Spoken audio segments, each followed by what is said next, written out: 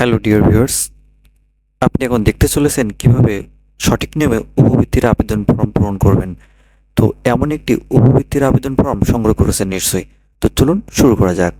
অর্থাৎ ভর্তির শিক্ষাবর্ষ সেশন, অর্থাৎ যে সালে ভর্তি হয়েছো সেই সাল এবং তার পরবর্তী সাল। এরপরে শিক্ষার্থীর ব্যক্তিগত তথ্য, এখানে শিক্ষার্থীর ভোট রেজিস্ট্রেশন নাম্বার, অর্থাৎ রেজিস্ট্রেশন কার্ডে যে নাম্বারটা আছে সেটি। এরপর শিক্ষার্থীর বর্তমান শ্রেণী, অর্থাৎ কোন শ্রেণীতে তুমি অধ্যয়নরত সেটা এখানে দিতে হবে। এরপর শিক্ষার্থীর জন্ম সনদ নম্বর, অর্থাৎ শিক্ষার্থীর জন্ম সনদ নম্বর এখানে অবশ্যই জন্ম সনদটি ডিজিটাল হতে হবে, অর্থাৎ 17 ডিজিটের কমপ্লিট করতে হবে, অর্থাৎ 17 ডিজিট হতে হবে। এরপর শিক্ষার্থীর জন্ম তারিখ দেবে এখানে। এরপর শিক্ষার্থীর নাম বাংলাতে, শিক্ষার্থীর নাম এখানে ইংরেজিতে লিখবে। এরপর শিক্ষার্থীর জেন্ডার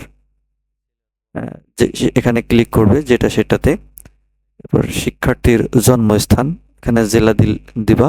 এরপর শিক্ষার্থীর জাতীয়তা এবং পেশা, এটা অটোমেটিক ফর্মে দেওয়া থাকবে, এটাকে তোমার কিছু করা লাগবে না। এরপর শিক্ষার্থীর ধর্ম। এরপর পিতার তথ্য, পিতার এনআইডি, স্মার্ট কার্ডের পিতার এনআইডি কার্ড লিখতে হবে। এরপর পিতার জন্ম তারিখ। এরপর পিতার নাম বাংলাতে, পিতার নাম ইংরেজিতে। এরপর ঠিক একইভাবে মায়ের এনআইডি কার্ড নাম্বার এবং মায়ের জন্ম তারিখ। এরপর মায়ের নাম বাংলাতে এবং মায়ের নাম ইংরেজিতে। এরপর অভিভাবকের তথ্য, যে শিক্ষার্থীর অভিভাবক কে, যাকে অভিভাবক বানাতে চাও সেটাকে টিক দিতে হবে। অন্য অন্য অভিভাবক বলতে শুধুমাত্র মা বাবা ব্যতীত ভাই বোন দাদা দাদি নানা নানিকে বোঝাবে। কিন্তু যদি অন্য অন্য অভিভাবক দাও সেই ক্ষেত্রে তোমাকে অবশ্যই স্কুল ব্যাংকে অ্যাকাউন্ট খুলতে হবে পেমেন্টের তথ্যের জন্য। এরপর এখানে তুমি সই করবে, এখানে অভিভাবকের সিগনেচার করাবে। তো এর পরের পেজে আসি। শিক্ষার্থীর অর্থপ্রাপ্তির জন্য অভিভাবকের হিসাব নম্বর, ঠিক আছে। এখানে যাকে অভিভাবক হিসাবে সিলেক্ট করেছো তার অভিভাবকের এনআইডি, যদি পিতার সিলেক্ট করে থাকো তাহলে পিতার এনআইডি, জন্ম তারিখ বাংলাতে ইংরেজিতে এবং মোবাইল নাম্বার এবং পেশা এখানে দিবা। এরপর এরপরে আসো পেমেন্ট সংক্রান্ত তথ্য, যেটা গুরুত্বপূর্ণ বিষয়। তুমি কার অভিভাবক হিসাবে সিলেক্ট করেছো এখানে তার নাম সিলেক্ট করে দিতে হবে, যে কোন জাতীয় হিসাব নাম্বার তুমি ব্যবহার করতে চাও এবং যে ধরনের আর্থিক মাধ্যম উপবৃত্তির জন্য ব্যবহার করতে চাও সেটা এখানে টিক দিতে হবে, অর্থাৎ অনলাইন ব্যাংকিং নাকি এজেন্ট ব্যাংকিং নাকি মোবাইল ব্যাংকিং সেটা এখানে তোমার আগেই সিলেক্ট করে দিতে হবে। এরপর যদি অনলাইন ব্যাংকিং বা স্কুল ব্যাংকিং হয় সেক্ষেত্রে ব্যাংকের নাম লিখতে হবে প্রথম কলামে। এরপর দ্বিতীয় কলামে লিখতে হবে তোমার শাখার নাম। তারপর তৃতীয় কলামে লিখতে হবে অ্যাকাউন্টধারীর নাম, অর্থাৎ যার নামে অ্যাকাউন্ট তার নাম লিখতে হবে। এবং চতুর্থ কলামে লিখতে হবে সেই অ্যাকাউন্ট নাম্বারটি, যে নাম্বারে তোমার টাকা প্রবেশ করবে। এবার ঠিক একইভাবে এজেন্ট ব্যাংকিং যদি হয় তাহলে এজেন্ট ব্যাংকিংয়ের ঠিক একইভাবে তথ্য পূরণ করবে। যদি মোবাইল ব্যাংকিং অ্যাকাউন্ট হয়, অর্থাৎ বিকাশ, রকেট, নগদ এই রিলেটেড হয়, তাহলে ঠিক প্রথম কলামে যদি বিকাশ হয় বিকাশ, এরপর দ্বিতীয় কলামে মোবাইল ব্যাংকিং অ্যাকাউন্ট নাম্বার, অর্থাৎ যে নাম্বারে তোমার টাকা প্রবেশ করবে সেই নাম্বারটি দিতে হবে। এরপর অ্যাকাউন্টধারীর নাম, যার নাম এখানে, যার নামে সিমটি রেজিস্ট্রেশন করা এবং যার নামে বিকাশ বা নগদ খোলা সেটা এখানে তার নাম এখানে লিখতে হবে। উল্লেখ্য বিষয় হচ্ছে যে যে কোনো একটি পূরণ করতে হবে, হয় স্কুল ব্যাংকিং, না হয় এজেন্ট ব্যাংকিং, না হয় মোবাইল ব্যাংকিং, যে কোনো একটি পূরণ করলেই হবে। এরপরে শিক্ষার্থীর স্থায়ী ঠিকানা, শিক্ষার্থীর স্থায়ী ঠিকানা জেলা যশোর, ওয়ার্ড নম্বর, উপজেলা, গ্রাম বা সড়ক নাম্বার, মানে তোমার যেটা এটা তুমি তোমার জন্ম সনদ কার্ডে পাবা। এবং শিক্ষার্থীর বর্তমান ঠিকানা যদি সেম হয় তাহলে সেম ভাবে লিখে দেবে। শিক্ষার্থীর শিক্ষাগত তথ্য, তুমি যেখানে অধ্যয়নরত আছো সেই তথ্যগুলো এখানে পূরণ করতে হবে। শিক্ষা প্রতিষ্ঠানের নাম, তুমি যে শিক্ষা প্রতিষ্ঠানে পড়ো সেটার নাম এখানে লিখতে হবে। এর পরের পার্টে যেগুলো আছে যে আবেদনকারী পরিবারের আর্থিক অবস্থা সংক্রান্ত তথ্য, এখানে সব টিক দিতে হবে যেগুলো তোমার ফিল করো।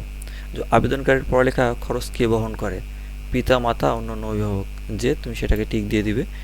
এরপর আবেদনকারীর পিতা মাতা কি জীবিত, এখানে যদি দুইজন জীবিত বা শুধুমাত্র মা জীবিত বা বাবা জীবিত সেটা তোমাকে এখানে টিক দেবে। এরপর আবেদনকারীর পিতার শিক্ষাগত যোগ্যতা, আবার শিক্ষাগত যোগ্যতা দেবে এখানে। এরপর আবেদনকারীর মাতার শিক্ষাগত যোগ্যতা অর্থাৎ মায়ের শিক্ষাগত যোগ্যতা এখানে দেবে। আবেদনকারীর কতজন ভাই বোন শিক্ষা প্রতিষ্ঠানে অধ্যয়নরত আছে, যে কয়জন অধ্যয়নরত আছে তুমি সেখানে টিক দেবে। আবেদনকারীকে অন্য কোনো উৎস থেকে উপবৃত্তি বা শিক্ষা ভাতা পান কিনা, যদি পাও তাহলে হ্যাঁ, যদি না পাও তাহলে না।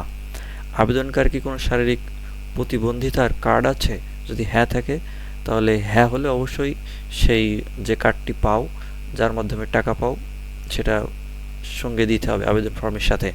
আবেদনকারী কি জন্মগতভাবে বা দীর্ঘমেয়াদী কোনো রোগে ভুগছেন, যদি হ্যাঁ হয় তাহলে সেমভাবে প্রমাণপত্র দিতে হবে, আর যদি না হয় তাহলে না, কিছুই দেওয়া লাগবে না।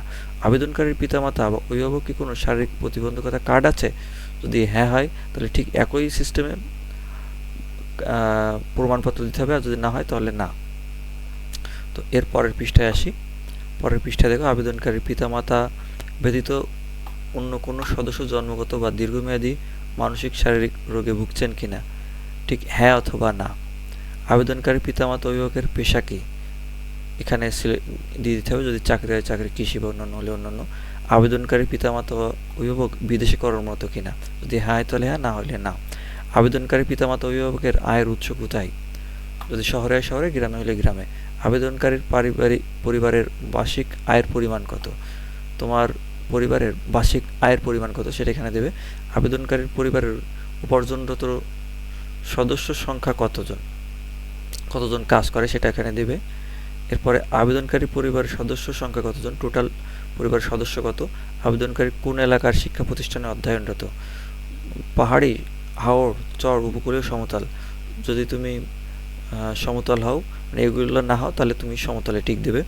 আবেদনকারী কি বাংলাদেশের ক্ষুদ্র নৃগোষ্ঠী পরিবারের সদস্য কিনা, হ্যাঁ বা না এটা দেবে। আবেদনকারীর বসতঘরে কয়টি কক্ষ আছে, যে কয়টি সেটি এখানে ফিল করবে।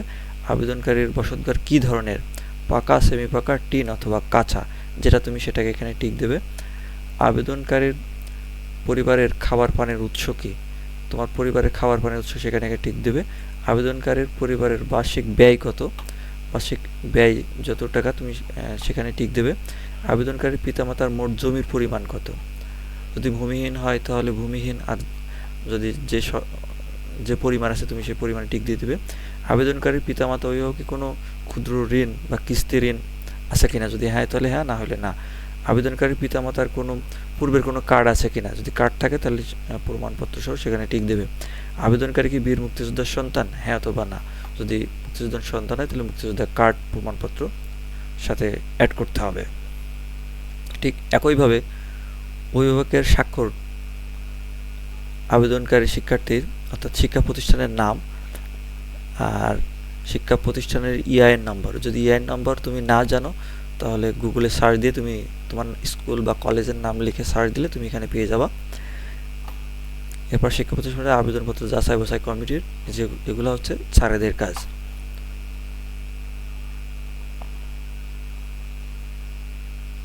এরপরে দেখো গুরুত্বপূর্ণ যে বিষয়টা তোমাদের উপবৃত্তি ফর্মের সাথে অ্যাড করা হয়েছে সে বিষয় হলো উপবৃত্তির অর্থপ্রাপ্তির লক্ষ্যে নিম্নবর্ণিত নির্দেশনাবলী আবশ্যিকভাবে অনুসরণ করতে হবে।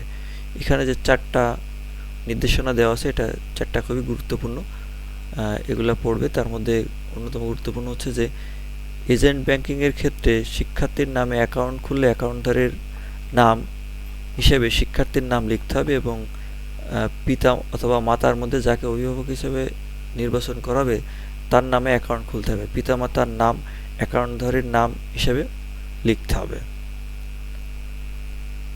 এগুলা তুমি সুন্দর করে পড়বা।